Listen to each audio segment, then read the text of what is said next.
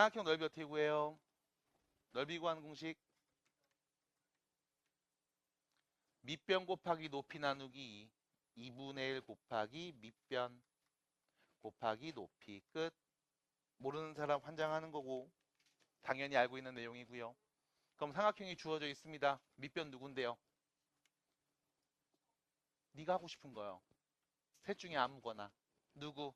여기를 밑변으로 놔야지. 그럼 높이는요? 얘가 되겠죠? 수직. 됐죠? 아니요. 저 밑변 여기로 보고 싶어요. 그래요. 밑변 놓으세요. 높이는요? 수직. 됐죠? 아니요. 밑변 여기로 놓을 건데요. 그러시든가. 높이는요? 수직. 이렇게 되겠지 뭐. 참고로 이때 이 수선이 만나는 요점을 이제 수심 이런 표현 쓰고 그냥 수심에 대한 이야기는 수직이 만나는구나. 수선이 만나는구나. 이렇게 생각하시면 됩니다. 이거 갖고 딱히 깊이 있는 얘기는 할 필요가 없어요. 지금 상황에선. 그래서 어쨌든 밑변 곱하기 높이 나누기 2 해주시면 넓이가 나옵니다. 근데 중요한 건 자, 세 변의 길이를 편의상 문자로 A, B, C라고 표현하고요. 이렇게 표현하는 순간 이 점은 A가 되죠. 얘는 B가 되고요. 얘는 C가 됩니다. 마주보는 요 편, 마주보는 편 같은 문자로 표현. 해서 여러분들한테 지금처럼 세 변의 길이 혹은 두 변의 길이를 주고 한 내각의 크기를 알려줬을 때 A가 됐든 B가 됐든 C가 됐든 한 내각을 줬을 때 우리는 넓이를 이렇게 구할 수도 있습니다. 첫 번째처럼 여기 AB의 길이를 밑변으로 놓을게요. 그래서 밑변은 AB입니다. 그럼 높이는요. C에서 수선이죠. 얘를 높이라고 놓은 거죠. 그럼 얘를 편의상 지금부터 H라고 하면 이때 각 B를 갖고 얘기할 수 있어요. 사인 B는 A분의 H가 되죠. 그럼 높이인 H는 A의 사인 B를 곱한 값과 같습니다. 그래서 AB 길이에다가 A 곱하기 사인 B라고 하면 되겠네. 여기서 AB의 길이 C라고 했죠. 그래서 넓이는요.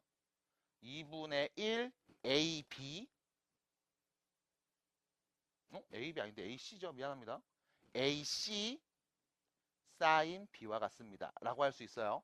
구조 보시면 그냥 이렇게 생겼어. 넓이 구할 때 A, B, C가 다 나와. 근데 하나는 각의 사인 값으로 나오고 나머지는 변의 길이로 나옵니다. 마찬가지 내가 만약 요 길이 A를 밑변으로 놓고 그 다음 넓이를 구해봐야지 라고 하면 A로 놨어요. 그럼 여기 높이 여기 필요하네. 여기 높이를요. 각 C를 갖고 얘기하면 사인 C B분의 H 되겠죠? 됐나요? 그럼 H는요. 사인 C에다가 B를 곱한 값. 그래서 2분의 1 AB 사인 C 이렇게 표현할 수도 있겠습니다. 됐죠? 네, 이거 돌려 바꾸시면 돼요. 별거 없습니다. 구조는요. A, B, C가 다 보이는데 하나는 사인 값입니다. 삼각형의 넓이를 구해봤어요. 끝. 여기서 참고로 알고 계시면 좋겠습니다. 삼각형에 내접하는 원을 그렸어. 이 내접하는 원의 반지름을 R이라고 할게. 그럼 이때 삼각형의 넓이는 이렇게도 말할 수 있습니다. 잘라서 삼각형 3개 만들어요. 그래서 여기 삼각형의 넓이, 여기 삼각형의 넓이, 여기 넓이 3개를 더할 수도 있습니다. 괜찮나요?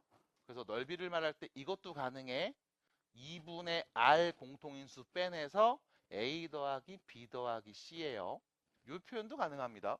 내접하는 원의 반지름을 알고 있을 때 잘 써먹어 주시고 야무지게 써 주세요. 자, 문제가 있습니다. 넓이를 구할 때 식 뭐가 필요합니까? 라고 하면 AC하고 사인 B네. A하고 C 그리고 사인 B네요. 두 변과 끼인각 있으면 되네요. 두 변과 끼인각이 있으면 됩니다. 무슨 법칙? 코사인 법칙. 그래서 코사인 법칙을 이용해서 문제를 풀어야지 했던 것들 중 일부 문제들은 넓이가 꼭 푸는 게 더 편한 경우도 있습니다. 그거에 대한 이야기는 뒤에 문제가 나오면 좀 더 보여드리도록 할게요. 삼각형의 넓이는 다음과 같습니다. 끝. 마지막 이야기입니다. 사각형이 있어요. 넓이 어떻게 구해요?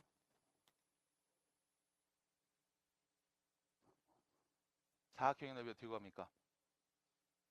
설마 가로 곱하기 세로는 아니겠지? 그건 직사각형이잖아. 맞아요. 사각형이 있습니다. 넓이 어떻게 구합니까? 라고 하면 뭐 자르시면 돼요. 짤랑 이렇게.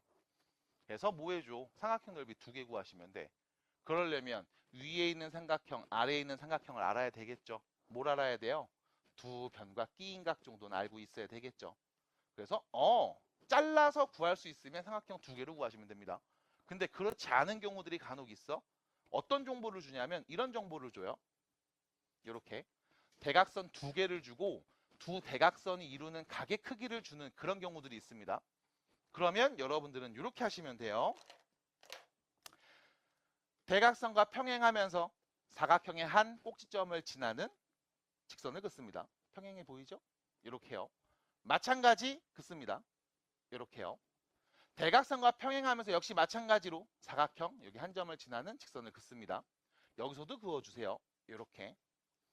그럼 이건 무슨 사각형? 평행사변형. 맞아요? 왜? 이 대각선이랑 평행하게 다 그었잖아. 요 대각선이랑 평행하게 다 그었잖아.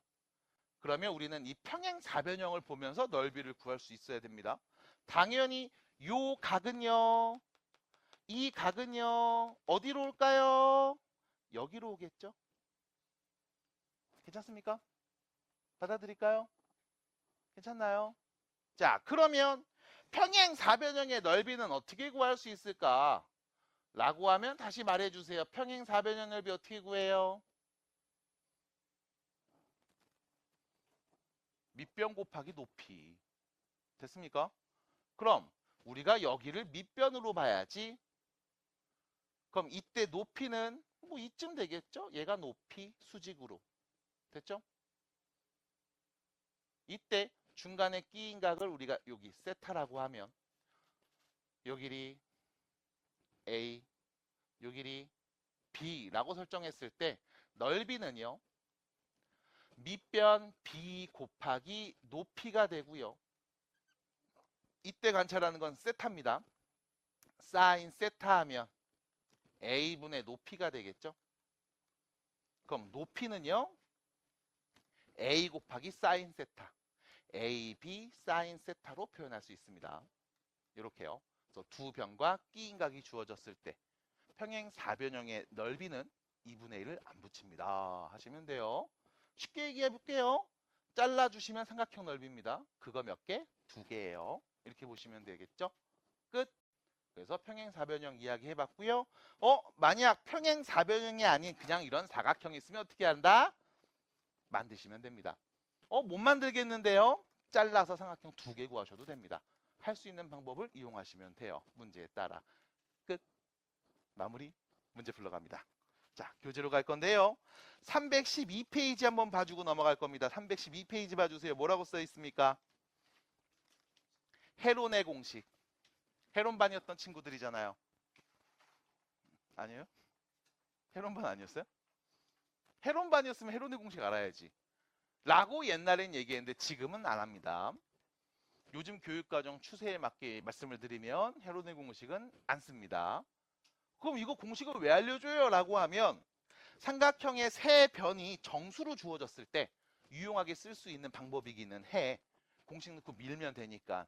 근데 첫 번째 이 공식이 이쁘지 않아. 눈으로 보세요. 맨 마지막 줄 보시면 넓이는요. 루트 S에 S-A, S-B, S-C 뭐 간단하게 생겼는데 근데 S가 누군가? 위에 보시면 S는요. 세 변을 다 더해서 2로 나눈 값입니다. 결론 실제로 너네가 쓰기에는 그렇게 이쁜 모습은 아니에요. 그래서 잘 안 씁니다. 요즘엔. 그래서 만약 헤론의 공식을 써야 되는 상황이 나오면 어떻게 합니까? 안 씁니다. 그럼 안 쓰면 어떻게 해? 밑변 곱하기 높이 나누기 이해하면 돼. 됐죠? 밑변 곱하기 높이 나누기 이해하시면 돼요. 물론 중간에 코사인 법칙을 한번 섞어 쓸 겁니다. 그래서 그 과정도 한번 보여드리도록 할게요. 자, 개념 체크로 갑니다.